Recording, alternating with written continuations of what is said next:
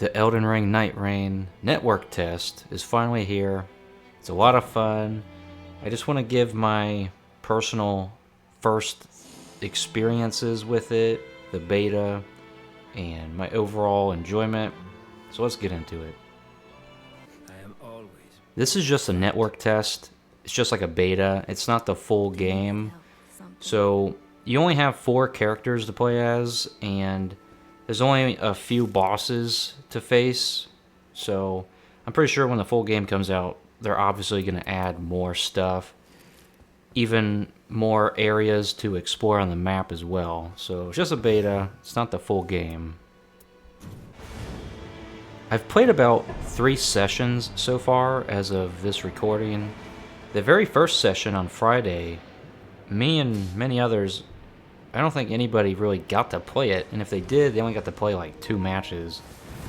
But I didn't get to play it till Friday night and like fully play it, and it was a lot of fun. So let me get into it. This game takes place in a parallel universe to the Elden Ring that we know. So it's like an alternate universe, alternate world that's similar. So there's no Melina, there's no Torrent, none of those characters return. But you have a group of Tarnished that team up together at this game's round table hold, and you set off into the lands between. There's only 4 playable characters in this beta. You have Wilder, Guardian, Recluse, and Duchess. Each character has their own unique abilities. You get an ultimate attack on here, which is like a super powerful attack you can pull off once your meter charges all the way. But each character has their unique traits, abilities, and stats, and so you can change your character at this game's round table hold and like look through their abilities and what weapons they have. For example, Wilder, he's my favorite.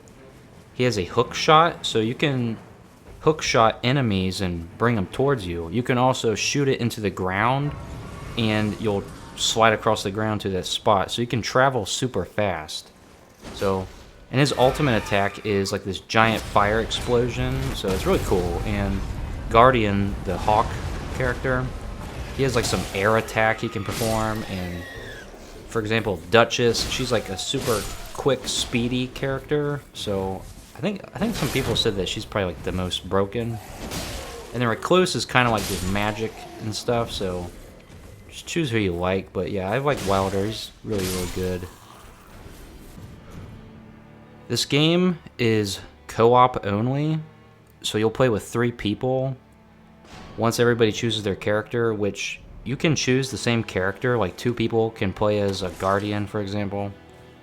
So once all 3 people choose a character, a cutscene plays, and then you fly into the map.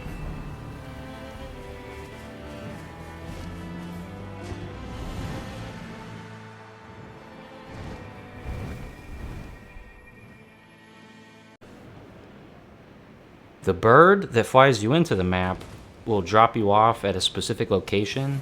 You don't get to choose where you want to land. You can move the camera around and stuff, but it's just already determined where you're gonna land. It'd be cool if you could like mark a place on the map, but it doesn't matter. It keeps you and your 2 other allies close to each other when you land, so it really doesn't matter that much. To also add to this, if one of your teammates leave, I'm pretty sure nobody else can join for that match session, so it'll just be 2 of you left. So I've had that happen a couple times, but I've always had at least like 1 other person with me, so it wasn't like too big of a deal. But when you do fight bosses, it can be like kind of hard just with 2 people versus 3, so keep that in mind. So the whole objective of this game is it's very similar to Elden Ring, the gameplay, the combat, but they've changed a lot of things. First off, you don't take fall damage anymore, so you can jump off the highest cliff and you won't take fall damage. You can also do like a super sprint, so you can walk and then you can run, But if you click into the analog stick, you can do like a super sprint. So you run super fast, and that makes sense because you don't have torrent to travel on like you did in the normal Elden Ring. So that's pretty cool. And normal sprinting and the super sprint, they don't really drain your stamina. I think the super sprint might initially, but then it recharges anyways. So like you can sprint unlimited. So the only time you use stamina is when you're in combat. Something else new is climbing obstacles. So you can run up a wall for a few seconds and then like mantle over stuff. So the gameplay on here, compared to like normal Elden Ring or any Souls games, it's very fast paced, and that makes sense because I'll get into it in a little bit, but there's a 3-day cycle, and each day is like 18 minutes, and then you fight a boss once it hits like nighttime. So it makes sense that you can like do all that, but you can scavenge for items and loot and find tons of stuff. This game is very similar to like a battle royale, if you will. You drop into the map, you find different loot, it's just random, and it's kind of roguelike as well because the boss you fight is not always the same, it's like different. Sometimes it could be like the demi-human, sometimes it could be a scorpion monster. So the bosses are random, so it's basically like a battle royale with Elden Ring plus roguelike elements. It's a lot of fun though. Very, very fun and addicting. So you can go kill enemies, scavenge, and then there's sites of grace, just like Elden Ring. But you don't sit at them. So when you get enough runes from killing enemies, you can level up, but you don't level up a particular stat. You just click the level up button, and it levels all your stats, health, strength, and all that, stamina, all at once. So it is very, like, the gameplay loop is very fast-paced, and it makes a lot of sense, as I said, because the 3-day cycle. So everything's very fast-paced and very, very intuitive. I like it a lot. The map itself isn't, like, the whole entirety of Elden Ring. It's, like, a portion of it. And some areas, like Limgrave, you might see, like, a resemblance. And that's perfectly fine, because it's just Elden Ring, but, like, Battle Royale, roguelike-esque co-op. So, I don't really care. I like it. And Elden Ring was already a beautiful game to begin with. So, the map itself, it's not, like, humongous, but it's still very, very big. And there's lots to explore. I'd like to imagine when the full game comes out, they'll add, like, different new places on the maps, or just, like, new maps in general. But as of this beta, it's just like this same map, and when you spawn in, it can be like in a certain spot, like that church with like the fire enemies, or it could even be somewhere else. So lots to explore, but as you travel around, like you'll get familiarized and you'll see stuff that looks very similar. If you find like a dragon on the map, or even like a big enemy, like a golden hippopotamus, which is pretty cool that they have DLC enemies from the Shadow of the Erd Tree on here as well, just to change it up. So if you find like big enemies like that and beat them, you'll get like a permanent upgrade just for that match, and it could be like critical hits, refill health, or stuff like that, or you can even get like a new powerful weapon. So that's pretty cool. There's also merchants that you can go to and reinforce your armaments, I think. And you can also buy loot, like an extra slot for a talisman, stuff like that, and weapons to throw at enemies, like a fire pot, stuff like that. So it's very, very similar to Elden Ring, but it's just like more fast-paced, and like you're just always going. As I've mentioned before, there's a 3-day cycle. The first day is like 18 minutes, something like that. And you just want to kill enemies, level up, and then once it starts raining, there's like a circle that closes in on you, and you want to run to like the center of it, and that's where you'll fight an appetizer of like minions, and then you'll fight the main boss of that night, which is going to be random, just like a roguelike elements.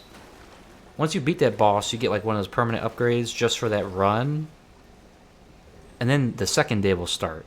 You do the same thing. And then another boss, which is typically Morgott the Fell Omen.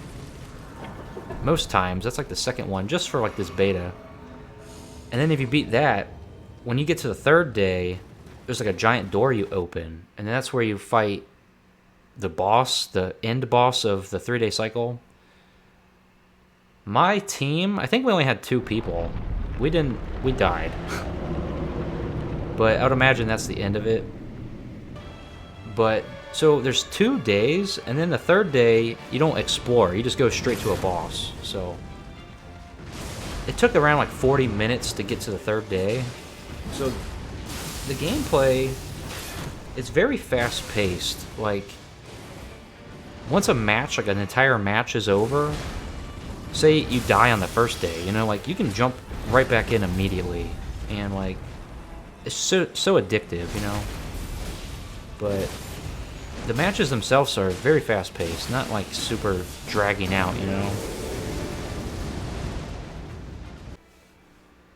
You can equip relics in the round table hold from beating like bosses and just playing the game. You'll unlock relics, and you can like equip those in the round table hold, and they'll give you like faster recharge rate on your ultimate, powerful attacks, and stuff like that. Lots of different ones to choose from. There's different colored slots, and based on what character you have, they can only, like, Wilder can pick 2 red and 1 blue, whereas I think Duchess, she can only pick all green. Stuff like that. So, like, only those relics are available to her. So, it's very interesting. You can, like, make so many different setups. So that's pretty cool.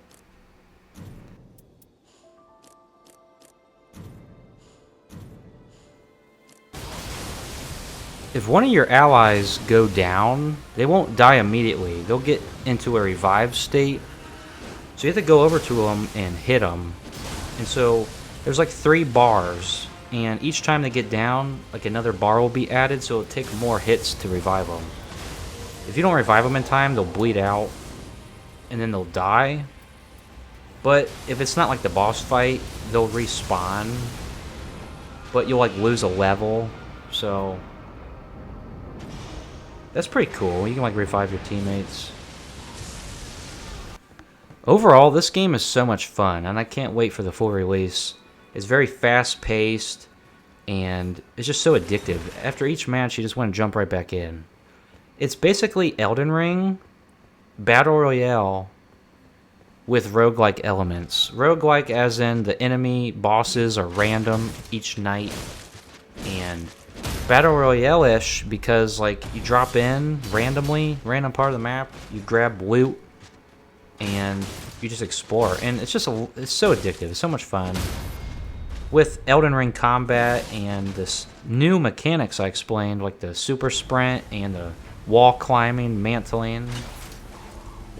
So there's just so much new stuff, and you can play with friends in the final game. You can like set up like a room, like a multiplayer password. But in the beta, you have to play with randoms, and some people might be turned off by playing with randoms, but you can like pin spots on the map to like let people know where you are or where to go or meet up at. So, and these people I've played with, they know what they're doing most of the time. So like, even with no like voice chat or whatever, you can still like communicate with each other to like tell people where to go. It's so much fun, and I can't wait for the final release. So much fun. I'm enjoying it. Go play it. The network test if you got in. And I'll see you next time.